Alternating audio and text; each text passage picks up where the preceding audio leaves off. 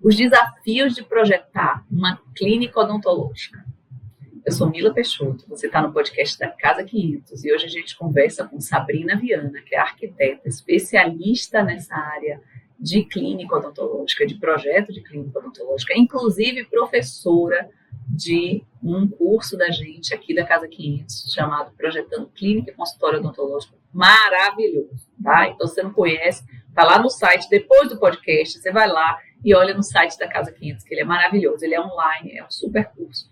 Mas vamos lá, Sabrina, fala aí pra gente esses desafios de projetar uma clínica, um consultório odontológico. Então, Mila, eu acho que o principal desafio é a gente conhecer sobre as normas. Se a gente não conhece o que regulariza esse tipo de projeto, a gente pode fazer a melhor clínica aos nossos olhos, ou até aos olhos do cliente. Uhum. Mas se ela não está dentro de um padrão, que as normas da vigilância sanitária pedem para poder ter ali todo o padrão que realmente precisa no estabelecimento de saúde, não adianta. Primeiro que não vai ser aprovado. Não vai ser aprovado. E segundo que não vai atender as necessidades. E não vai funcionar. Isso. Porque a gente pode até pensar, dividir os espaços, a gente pensar que uma clínica é só colocar algumas paredes e dividir espaços. Hoje mesmo, entraram em contato comigo e falaram, olha, eu peguei um espaço, comprei esse espaço, ele já está todo dividido. É só você pegar e colocar os equipamentos de uma forma que fique legal para mim. Eu disse, não é assim. Então, não é assim mesmo. Não é assim. Então, o cliente, ele não vem sabendo sobre isso. Sim. E aí, vai ter toda uma conversa para a gente conseguir que o cliente entenda que não é simplesmente dividir espaços. É conhecer normas, é conhecer sobre o que funciona de fato dentro dessa clínica. Nós estamos falando de clínicas odontológicas, estamos falando dentro da atuação do dentista, se ele é especialista, se ele não é, o que ele trabalha, se é um consultório só, uma cadeira só, são várias, se ele vai querer dividir com sociedade, se não, se ele aluga turno. Tudo isso, se a gente tem que conversar com o cliente para entender um pouco sobre isso. Porque quem não trabalha nessa área nem sabe que existe essa realidade. Ou se não tiver um parente que seja dentista, ele não sabe, né? O meu dentista. Geralmente a gente não sabe se o meu dentista aluga um turno numa clínica. A gente nunca vai saber disso, se a gente já não conhecer sobre o tema. Então é um desafio da gente estar ali entendendo sobre as normas para poder projetar, entendendo sobre as particularidades que uma clínica odontológica precisa para funcionar. Sim. Então, tudo isso é desafiador. As instalações. E daí vem essa questão de instalação. Então, se a gente não entender que tem normas específicas para instalação, por exemplo, de ventilação, se a gente não entender da norma de iluminação, você que é especialista na área, então, se a gente não entende como aquela iluminação funciona naquele espaço, a gente pode acabar com o projeto, ainda que ele esteja... E pior, acabar com o resultado do cliente, né? Porque você faz um negócio e você falou uma coisa importante. A área de saúde, o nicho de saúde, né? Ele tem milhões de especificidades, certo? E se a gente não dominar isso, é bem complicado de você conseguir fazer um projeto que seja eficiente e que proteja as pessoas que estão ali dentro, porque isso é o mais importante da área de saúde. A área bucal é uma área de alto risco de infecção. Alto risco de infecção. A gente não leva isso, a gente até como consumidor de dentista não sabe disso também, mas é um dos maiores entradas de problemas de bactéria, de infecção, é a boca, assim, né? Então, é uma coisa que a gente, como projetista, tem uma responsabilidade muito grande, né, Sabrina? Então, entender tudo isso, ter o cuidado dos fluxos, como você fala o tempo todo, né? O fluxo certo, os processos certos, isso ajuda nesse resultado. E aí, coisas mais... que isso é uma coisa que ela tá... Às vezes a gente não percebe. O cliente ficou doente lá atrás, lá na frente, né? Mas não sabe que foi por causa daquele dentista, né? Então, são coisas que às vezes as consequências são depois, você não liga direto ao problema do projeto, do funcionamento da clínica. Sim. Mas tem outras coisas que são diretas. Por exemplo, a pessoa que usa restauro, que o dentista que precisa ser especialista na área de restauro, por exemplo. Se a iluminação estiver errada, o restauro fica diferente da cor do dente. Então, quando a pessoa sai e olha fora daquela luz, ela fala, o que é isso? Tem duas cores no meu dente. Então, são coisas que podem gerar um prejuízo de um dentista é muito grande. Primeiro, de refazer o trabalho. Sim. E segundo, de perder o paciente e ainda ser um marketing negativo, né? Isso. O paciente vai falar para, no mínimo, 10 pessoas que o dentista é péssimo. Então, além disso, outras questões, né? Que a gente já falou um pouco em outros podcasts, a gente tem um playlist aqui, que tem os podcasts do tema específico aqui, com Sabrina, que vão assistir, porque é maravilhoso. Mas, volte aqui, vamos voltar para a gente não fugir dos desafios. Então, essa área da saúde, né, já tem os desafios dela específicos. Sim, né? Exatamente. E aí, principalmente a gente entender a questão da infraestrutura. Então, você falando, né, como é um ambiente, é uma área crítica, como nós chamamos, porque é uma área de contaminação. E não é possível de contaminação. E se a gente não entender que aquela cadeira que o dentista usa, ela precisa de um abastecimento de água. Onde é que está ligado esse abastecimento de água? É exclusivo para ela? Imagina a água que está colocando ali dentro do paciente. Além disso, o principal, na verdade, que é o compressor. Então, vem um ar que entra na boca do paciente. Se esse compressor estiver num lugar poluente, que não tem uma troca de ar, que não tem ali uma higienização, um lugar técnico para ele, o que está entrando na boca do paciente? Então, a gente vai para coisas que, é claro, fogem da nossa área. Nós não somos da área de saúde, dentistas, médicos, fisioterapeutas, enfim, né? Nós não estamos nessa área, mas nós precisamos entender sobre esse funcionamento. E quando vamos para um dentista, nós temos que entender ali exatamente o que está acontecendo. Dentro de um sistema básico, uma cadeira, ela precisa do ar, ela precisa da água, ela precisa ali da energia. Então, se a gente não entende o que acontece dentro de um consultório odontológico, você não garante. Você não vai garantir como é que vai passar essa tubulação toda essa instalação. Então, desde quando a gente vai, às vezes, auxiliar o dentista a adquirir um imóvel, seja alugar ou seja comprar, a gente já tem que observar algumas coisas. A questão da iluminação natural, ela é essencial também para a saúde das pessoas, né? Tanto do paciente como do dentista. Você falou da questão do restauro, da iluminação, e hoje com as lentes de contato, que é uma técnica mais moderna, assim, digamos. Mas se tiver com uma iluminação ruim, sai de lá, vê em outro lugar que não era aquela cor do dente que estava se esperando que ficasse.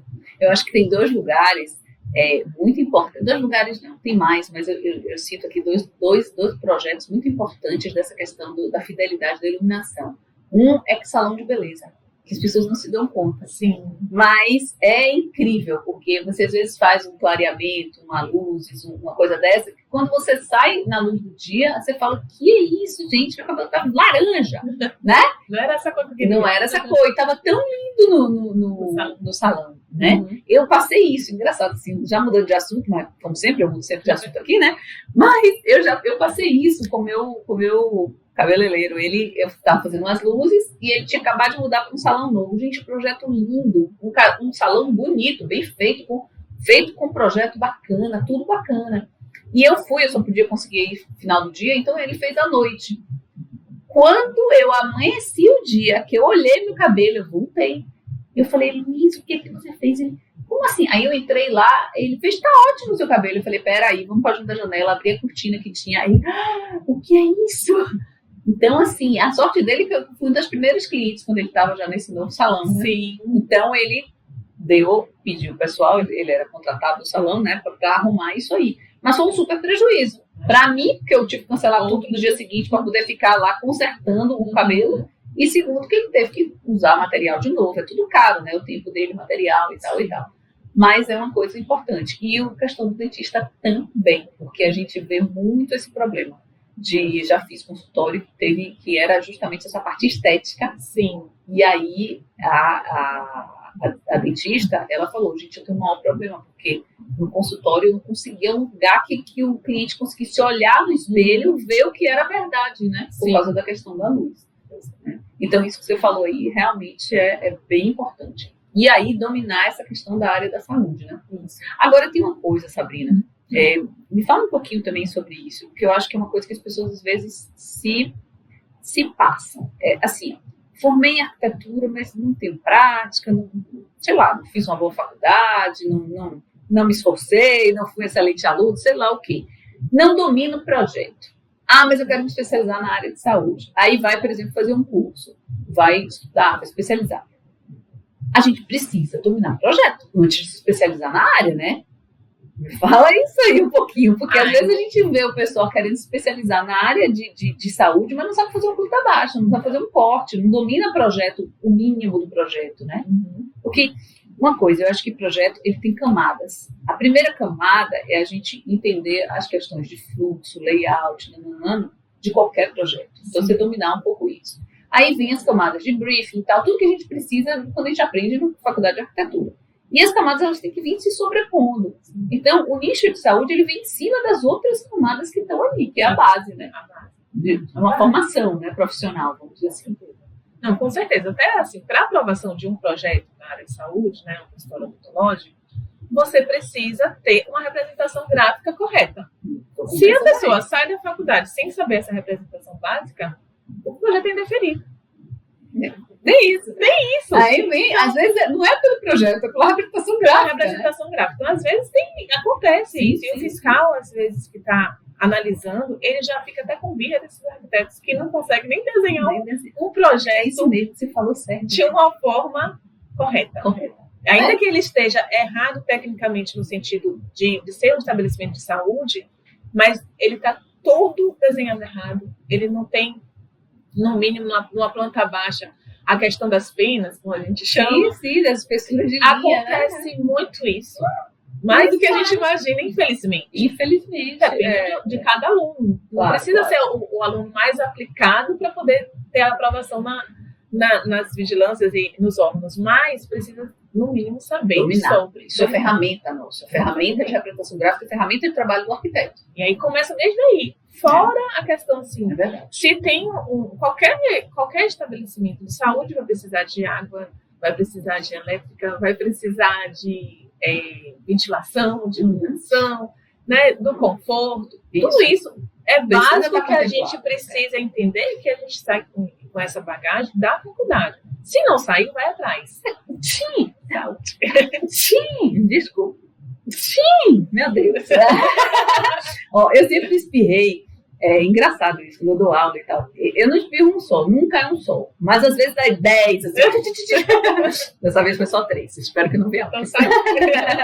Vamos voltando. Mas quando a gente sai da faculdade, se a gente não, de repente, não conseguiu todo o conhecimento que favorece para a gente elaborar um projeto, no mínimo a gente tem que ir atrás disso daí. De toda a infraestrutura que precisa para um projeto. E daí, sim, a gente entender sobre as normas que vão para uma clínica e um consultório. Você sabe uma coisa? Eu, pensando nisso, e assim, na minha experiência de, né, você aí, vários anos dando aula na graduação e vários anos dando aula na pós-graduação, eu percebi que os meninos chegavam na pós sem dominar isso, sem dominar as questões básicas de arquitetura.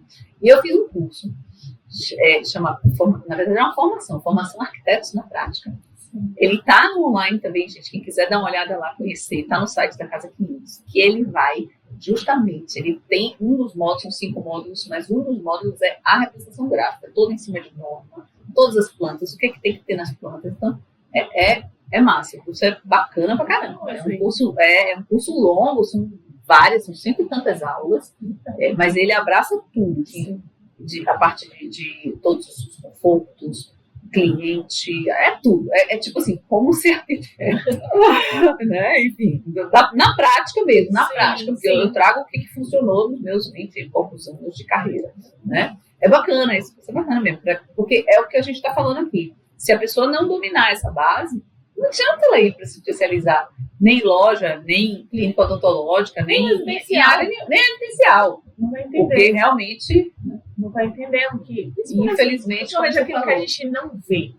Acho que um grande diferencial da gente entender sobre o que a gente está trabalhando, projetando, é aquilo que não se vê.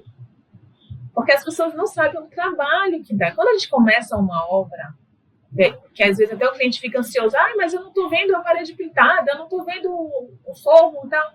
É o que se vê. Mas Tem um tempo antes para poder regularizar um piso, colocar toda aquela estrutura passando pelas paredes e por cima, pelo teto, enfim, como se resolve ali. Tudo isso daí a gente já pensou como vai funcionar. Claro que eu pelo menos trabalho com projeto, eu não executo o projeto, por exemplo. Mas eu tenho a noção do que vai acontecer ali. Você tem que ter um planejamento ali. Um planejamento para poder o engenheiro, quando pegar, ele saber, olha, eu vou puxar a tubulação daqui para aqui, eu vou fazer assim. Se tiver uma estrutura, a gente não vai ter como, porque a gente não vai sair quebrando pilares e vigas por aí. Claro, tem que avaliar tudo isso antes. Então, é aquela coisa que nós temos que entender sobre a nossa área, no mínimo. Para daí a gente entender que se a gente quer trabalhar com essa área de saúde, e é isso como você está falando. A gente tem da nossa e das áreas correlatas, né? Isso. Você tem que entender. Né? Por isso que a gente leva 5 anos na faculdade de arquitetura, porque você vai fazer toda essa coisa de instalações, não sei o que, vai ter uma noção geral de tudo isso, para você, na hora que projetar, entender consequências de tudo. Porque eu digo sempre, o arquiteto ele é o maestro da orquestra, né? Não tem como, porque tudo está em volta dele. E muitas vezes é o único profissional que tem a visão do todo. Na maioria das vezes, né? É o único que tem a visão do todo. E ele entende as conexões com o engenheiro, com o hidráulico, com o elétrico, com as instalações de uma forma geral, ar-condicionado, as especificações, enfim. Ele entende toda essa ramificação que vai culminar no projeto, no resultado final do projeto, né? E aí, você falou um pouco isso, mas as pessoas que têm uma visão de gestão de obra, né? Sim. Que mesmo que você não execute obra, eu acho super importante gestão de obra. Tanto que a gente tem também aqui o Marcinho, que tem aqui vários podcasts muito legais que ele fala também sobre gestão de obra. E eu acho que é um conhecimento assim, que todo mundo tem que ter, porque até te ajuda a projetar melhor, porque você entende. Com certeza. Sabe uma coisa que é engraçada, já fugindo de novo do assunto, mas uma coisa que é engraçada,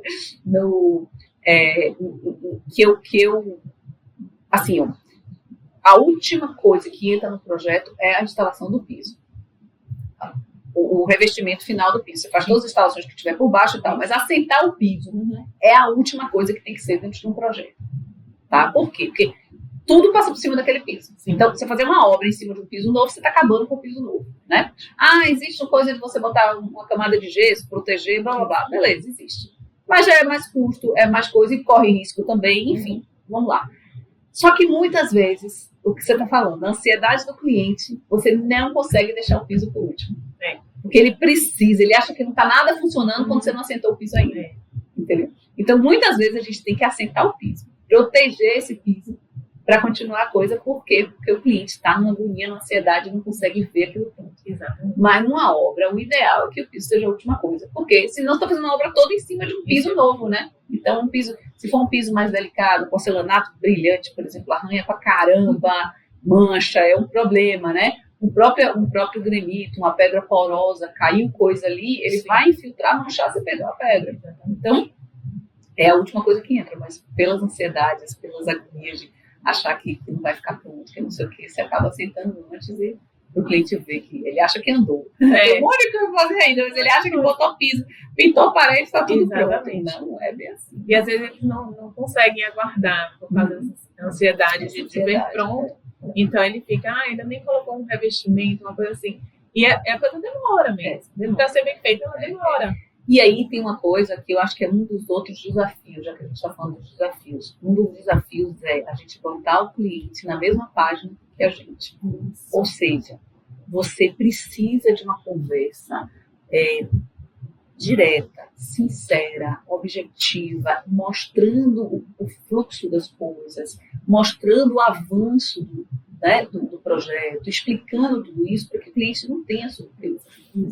Então, ele também, você fala assim, ele não adianta falar para ele não que ele não entende. Mentira, ele precisa, mesmo que ele não entenda tudo, ele está entendeu a lógica do processo, né? Então, isso eu acho muito importante. Eu acho que é um dos grandes desafios e eu fico bem, bem triste, assim, quando o profissional começa a dizer a obra ficou não sei o que por causa do cliente. Meu projeto não funcionou por causa do cliente. Foi o cliente que me atrapalhou.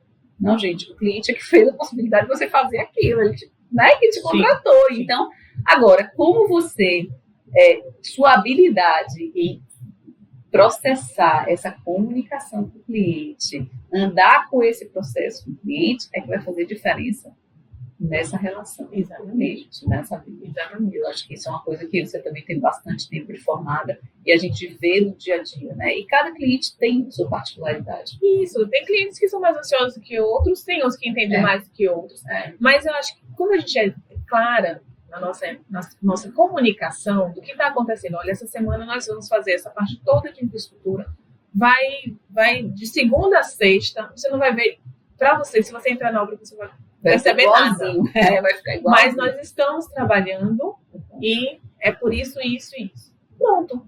O cliente pode até mandar todos os dias mensagem, é chato isso, é fato. Mas você fala, ó, já te falei que de segunda a sexta vai ser assim. Pronto, você se posiciona. Sim. E o cliente vai sentindo que você tem autoridade para poder falar o que está falando. Confiança do que está acontecendo. Confiança para poder entender que aquilo está acontecendo mesmo. Que da para frente ele vai ver resultados melhores do que se essa parte antes não tivesse acontecendo. Agora, a gente tem uma dificuldade um pouquinho maior, porque cliente médico da área de saúde, eles sempre acham que sabem tudo, né? Eles sempre acham que sabem tudo, gente, aqui pra nós, tá? Que nenhum médico, nenhum dentista me escute. Mas, por exemplo, teve uma vez que eu fiz de um amigo meu, de um consultório médico, era uma coisa maior assim, mas era um consultório médico. Eu falei pra ele, eu só pego a execução, o projeto, mas a execução da obra, eu só pego se você não for lá. Porque eu sabia que não ia funcionar, que ia acabar brigando. Então eu falei, no dia que estiver pronto, eu te ligo, ó, a chave tá aqui.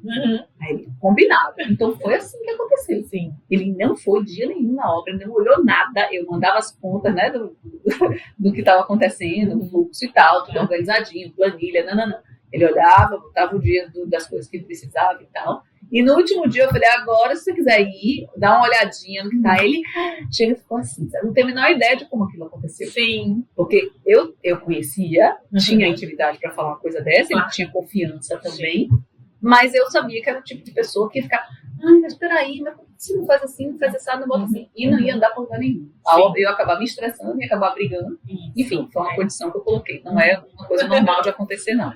Mas a gente percebendo quem é o cliente, né? Isso você percebe na conversa. É aquela coisa psicóloga da gente, né? A parte psicológica do arquiteto que tem que ter.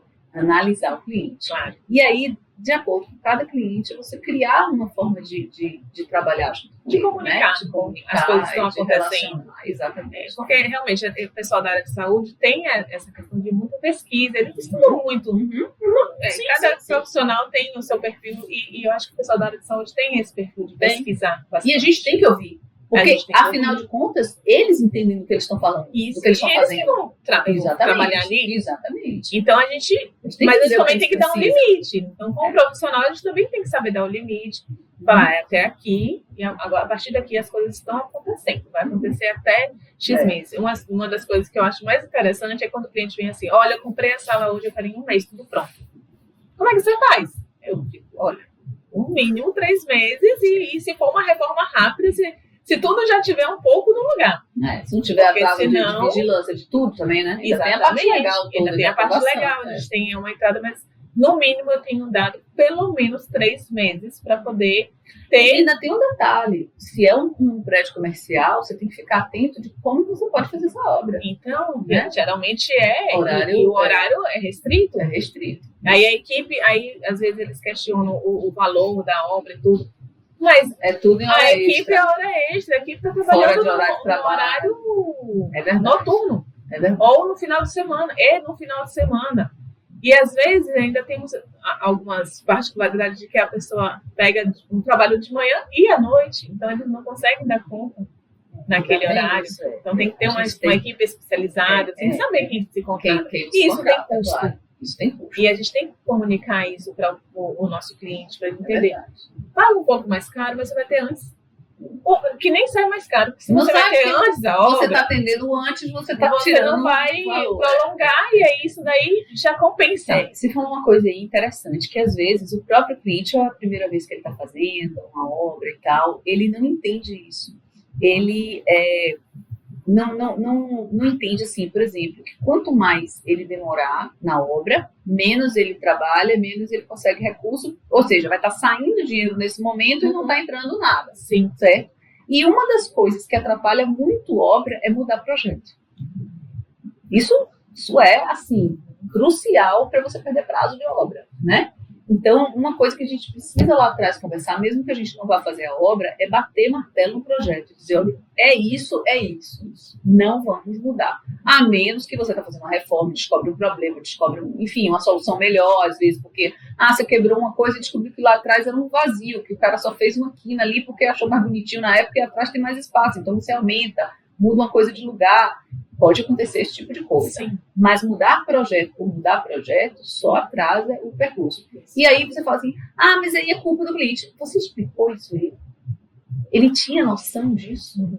Né? Ele tinha noção de que se ele mudar isso aqui para ali, porque ele resolveu, porque a tia achou que deveria, porque... Gente, quando você começa a fazer obra, seja de casa, seja do que for, aparece todo mundo para dar opinião. Todo mundo vai dar opinião. Quando não é a própria equipe que está dando opinião. Quando não é a própria equipe que está dando opinião. Então, todo mundo vai dar opinião. E o cara vai ficar doido, falando, ai meu Deus, eu podia ter feito assim, ai meu Deus. Então, é muito importante a gente fechar um projeto com o cliente, que ele esteja seguro de que aquilo é a melhor solução. E mais, que ele entenda que qualquer modificação a partir dali tem custo e tem prazo. Né? São dois problemas. O custo financeiro e o prazo de ampliação que vai acabar batendo no custo financeiro. Porque muitas vezes já está com aluguel rodando, já está com o condomínio, né, pagando, enfim, já tem outros custos que estão ali envolvidos com o negócio fazendo obra. É um desafio grande, né? Outra coisa, Sabrina, para a gente finalizar, senão também mais uma vez a gente fica aqui até amanhã, é a questão de escolher as pessoas certas para os fornecedores, que eu digo, né? Então, por exemplo, se é alguém de instalação de ar-condicionado, da parte de ventilação, que é uma área muito peculiar, vamos dizer assim, dentro da área de saúde e de dentista, né, principalmente, é importante ver um fornecedor que tenha experiência naquilo. Isso. Né? Que já tenha feito outros, que tenha experiência naquilo ali específico, em consultório de dentista. Sim. Porque isso pode criar um problema muito grande lá na frente, né? Assim, eu tenho até um amigo meu há pouco tempo que estava me dizendo que pegou um cara de esquadria, né? De esquadria de coisa, indicado pelo cliente para a obra do cliente, que ele falou, não, eu quero essa pessoa, e começou a fazer. E esse fornecedor deu problema pra caramba para ele, né? Depois, quando ele apertou o cliente tinha achado na internet, que achou que o preço era mais barato, e aí disse que queria aquilo. E ele estava fazendo a obra do cliente. Então, assim, aí eu falei, a minha sugestão você vai chegar para o cliente e dizer, isso aqui, infelizmente, quem assume é você. Porque ele está tendo que assumir um problema e quem criou foi uma exigência do cliente que queria aquela pessoa.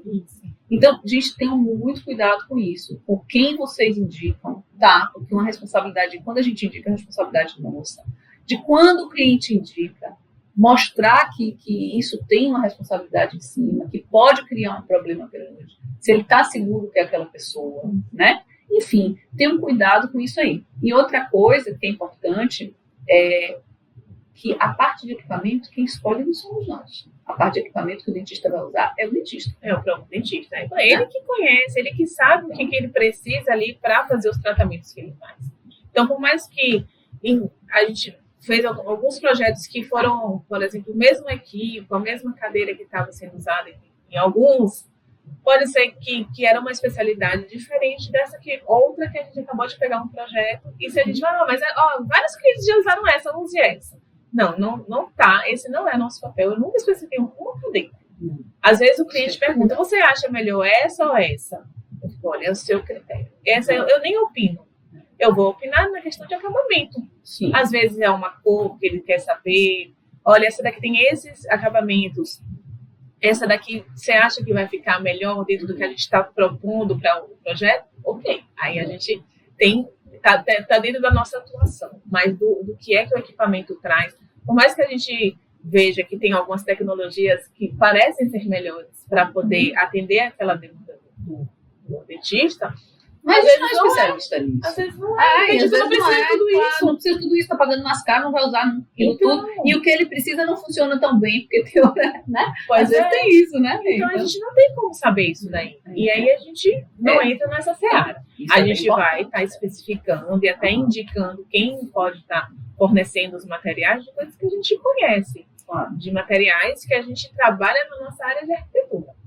Então, mesmo assim, com muito cuidado. E com muito cuidado. Especificação, uma coisa, uma indicação de profissional, uma coisa de muita responsabilidade. Ainda mais na área de saúde. E principalmente na questão dos prazos, né? Porque assim, se nossos prazos já são apertados dentro de um projeto que é comercial, não deixa de ser uma área comercial, e aí a gente especifica algo que é longo prazo, ou a pessoa dá uma enrolada para entregar, já a gente perde com isso, o cliente perde dinheiro com isso, a obra atrasa, e aí fica o problema na nossa vida.